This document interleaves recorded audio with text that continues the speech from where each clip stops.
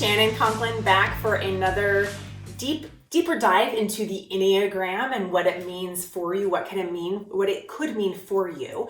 If you haven't had a chance to take the test, I will link that below again. And before I jump into first we're going to focus this week on the gut triad. That's the 8s, 9s, and 1s. And so, but before I jump into too deep, I love this quote from David Benner. It says, "No one should work with the Enneagram if what they seek is flattery, but no one should fail to do so if what they seek is deep knowing of self." That's truly what this is about. It's a real deep knowing of yourself. And there are so many layers to it, you guys. I mean, I could probably do a different video series or a different video every week for an entire year and not even scratch the surface of it. But let's jump right in, and we're going to talk about the gut triad. That's the 8s, 9s, and 1s. So I'm married to an 8. You probably will hear this and be like, well, no kidding.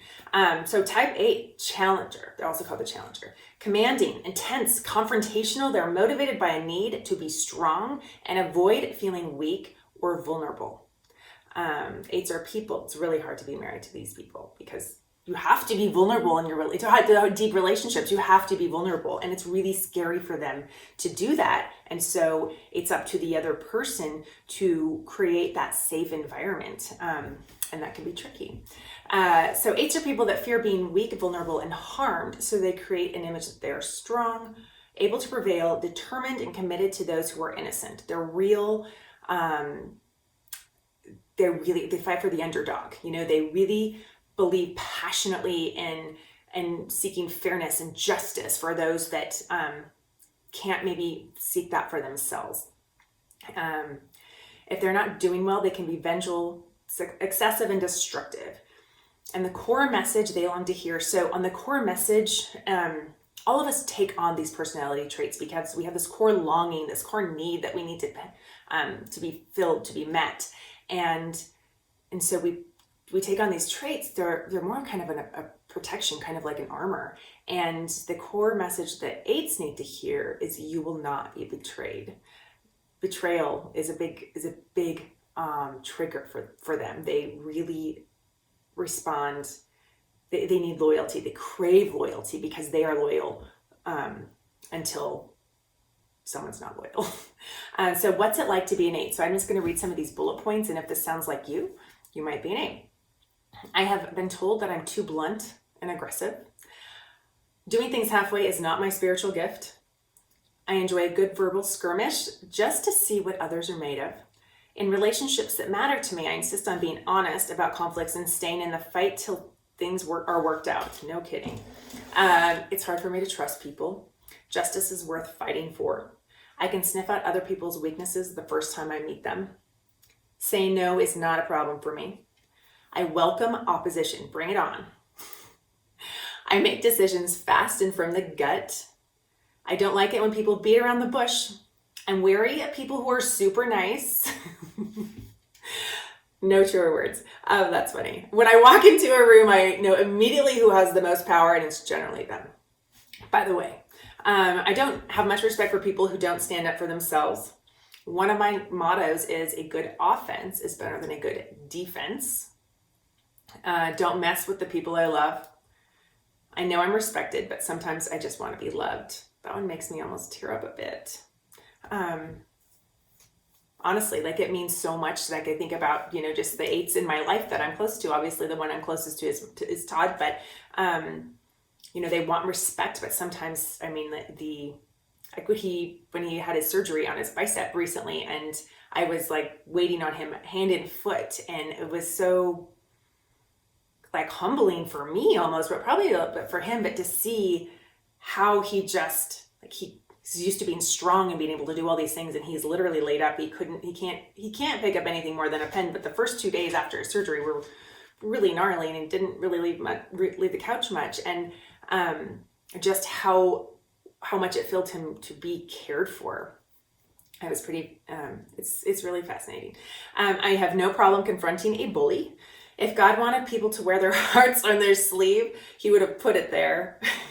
And I wear my heart on my sleeve, so sometimes that's hard.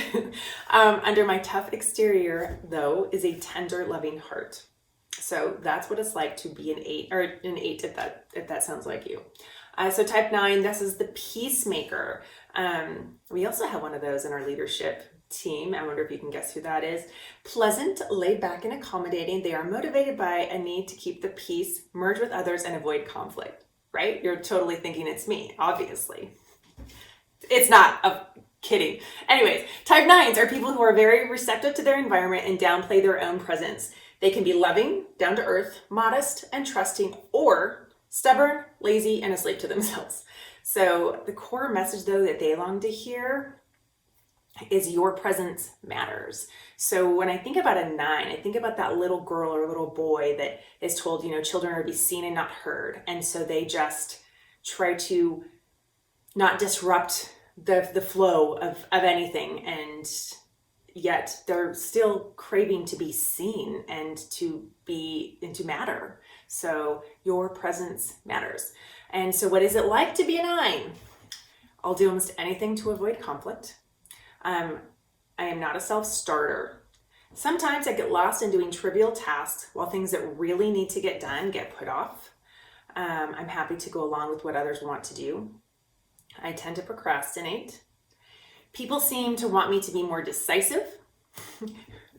It is frustrating. It's like when you ask somebody, where do you want to go to dinner? And they say, I don't care. You pick. What movie do you want to see? I don't care. You pick. It's like, just pick a freaking thing already. But it's truly, if you say, where do you want to go to dinner? And they say, let's do Chinese.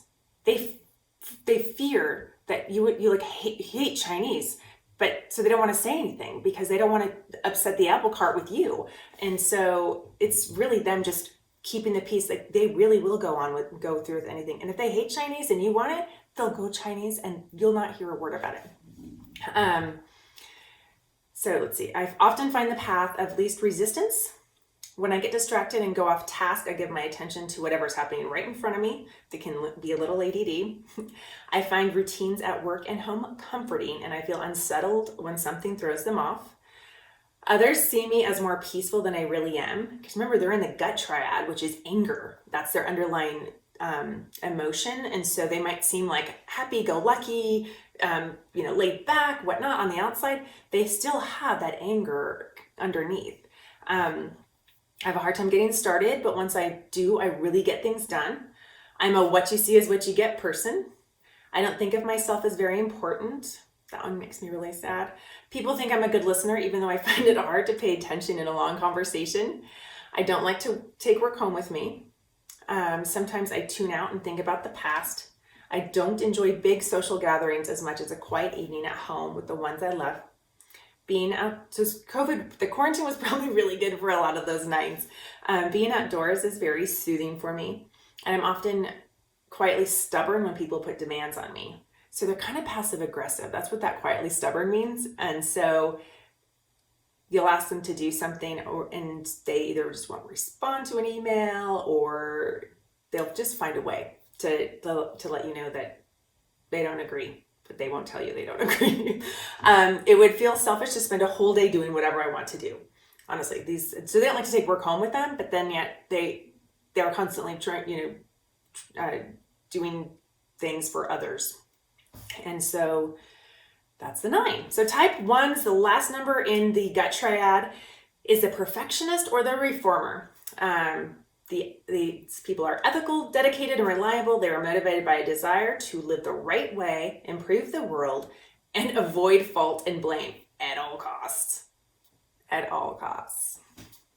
At all costs. Type 1s are people who are conscientious, sensible, ethical, responsible, idealistic, serious, self-disciplined, orderly, and feel personally obligated to improve themselves and their world. They sound exhausting to be a 1, right? The core message they long to hear is you don't have to be perfect to be good. You're imperfect, you're wired for struggle, and you're worthy of love and belonging. And so what is it like to be a 1? So if these ring true to you, let me know. People have told me I can be overly critical and judgmental. I beat myself up when I make mistakes. I don't feel comfortable when I try to relax. There's too much to be done. I don't like it when people ignore or break the rules, like when the person in the fast lane at the grocery store has more items than allowed. That's funny. Details are very important to them. I often find that I'm comparing myself to others. If I say I'll do it, I'll do it.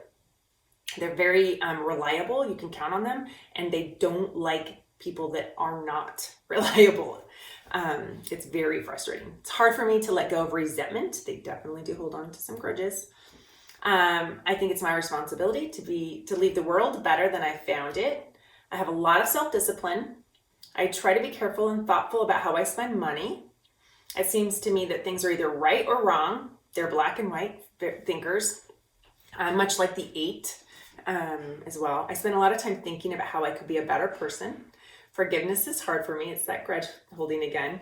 I notice immediately when things are wrong or out of place. So if this was like this, so like any ones out here going crazy right now, it's driving you nuts. I'm just going to leave it there for you ones.